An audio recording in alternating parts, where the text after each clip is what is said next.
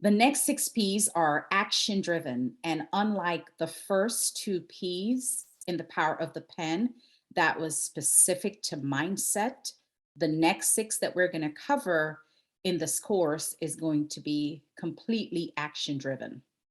The first two P's were power and purpose, and those covered mindset and understanding that your power and your purpose will allow you to be confident in the message that you need to share with the world. So let's get into the first P in this action, P number three, which is the plan. Plan means a method of acting or doing. And as we are going through this, I want you to think about this, right? If you fail to plan, then you plan to fail. And it's just like any other business, your book, you should consider that an opportunity or a business.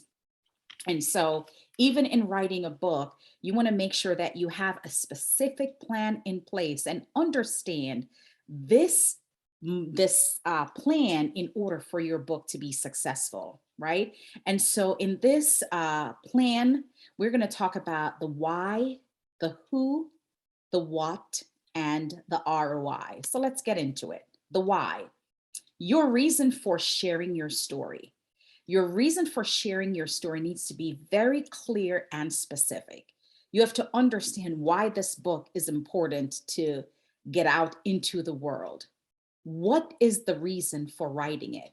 And why are people going to benefit from this book? Understanding your why really gives you the courage to write the story.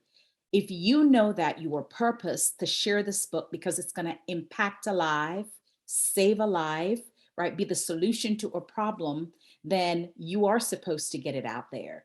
And when you understand your why, it allows you to be grounded that no matter what comes up in this process or during your writing process, if there's some difficulty that occur, then it doesn't make you want to jump ship, right? You go back to the why because that's the grounding for you. That will allow you to keep the focus going, and then you're not quitting midstream, right? So your why needs to be clear and specific as to why this book is going to impact lives in the world.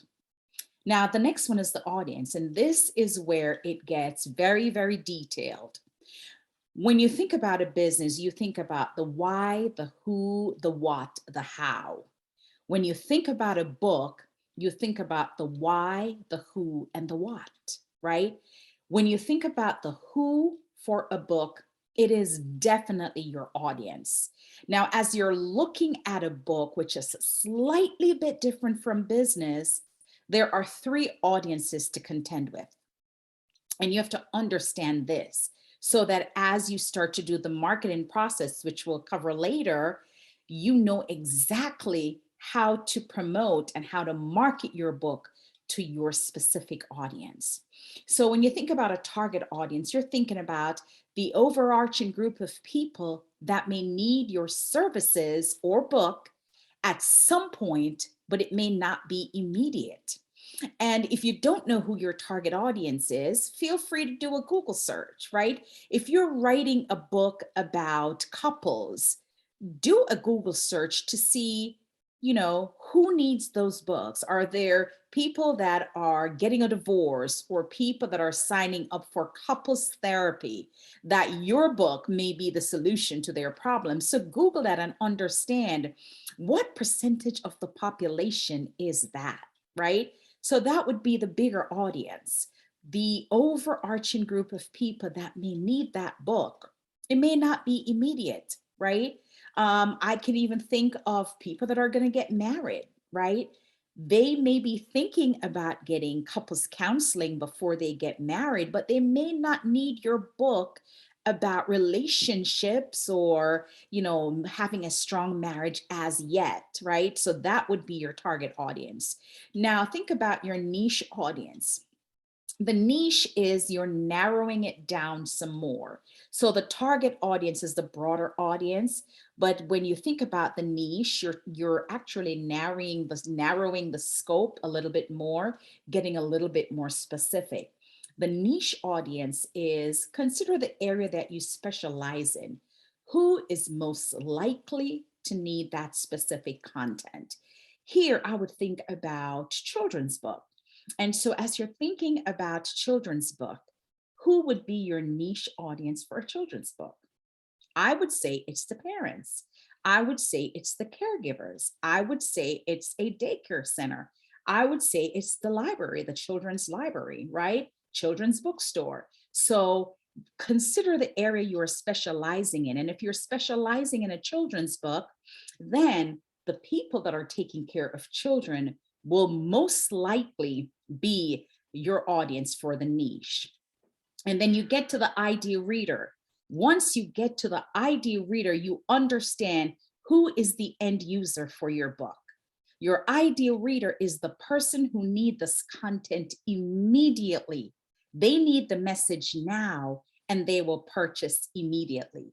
And let's just think about health. If you're writing a book about health and someone just had an issue, like a medical issue, a heart attack or high blood pressure, or is diagnosed with cholesterol or something like that, and your book targets those issues, then that person that just had that medical diagnosis is going to want your book immediately so it could help them solve their problem, right? And be a vitamin for what they're looking for. So as you're thinking about your ideal reader, and I just gave you 3 specific examples, I want you to understand that your book is not for everyone, right? And so as you start to narrow down your focus on who your ideal reader is, the minute you understand what is the content in your book and who needs it most, you're going to be so much more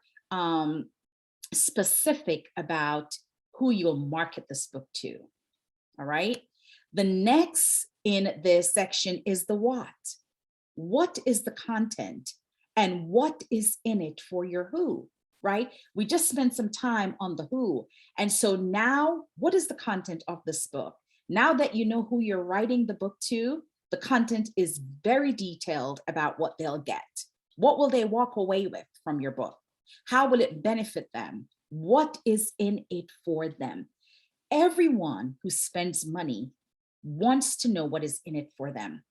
They're going to support you if you can communicate to them, this is what the book will do for you. This is what you will walk away knowing. This is the benefit you'll get from reading this book. And then the last thing is, why should they buy it? If you're writing a children's book, there is millions of children's book out there. What makes your children's book different? If they're buying a book on health, there are millions of books out there on health. Why should they buy your book? What is specific and different and unique about your book? If you're writing a book about marriage and relationship, what makes your book unique? So if you understand, right, your why you're writing it, you understand your ideal reader, and you know what is in it for them, you have won even before you put pen to paper. And then last but not least, and this is where I see a lot of authors make a mistake. They don't understand their investment or the return that they should be getting on their investment of their books. A lot of people just want to get their book on Amazon. They want to be known as authors, but they don't sit down and think through, what have I invested to get here? What did that look like? If you're getting a independent publisher to help you publish your book, what was your investment? Or if you decide that you are going to self-publish, you have to pay for editing, right? Please don't ever make the mistake of writing your book and editing yourself. You cannot do that. You must get a developmental editor, a copy editor, or a proofreader to do the edits on your book, right? The author should never edit their own work. But even if you decide to self-publish, there is still an element of investment, whether it's for the editing, or it's to do your book cover, or it's to purchase your ISBN number, right? One ISBN number, I think, is $125. So as you're writing, and if you decide to self-publish, there is some investment that is going to come along with you publishing this book.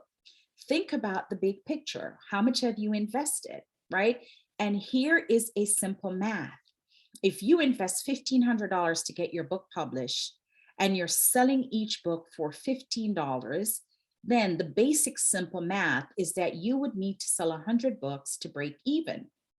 Knowing that you have to sell 100 books to break even will give you an understanding of what you need to sell to make a profit, right?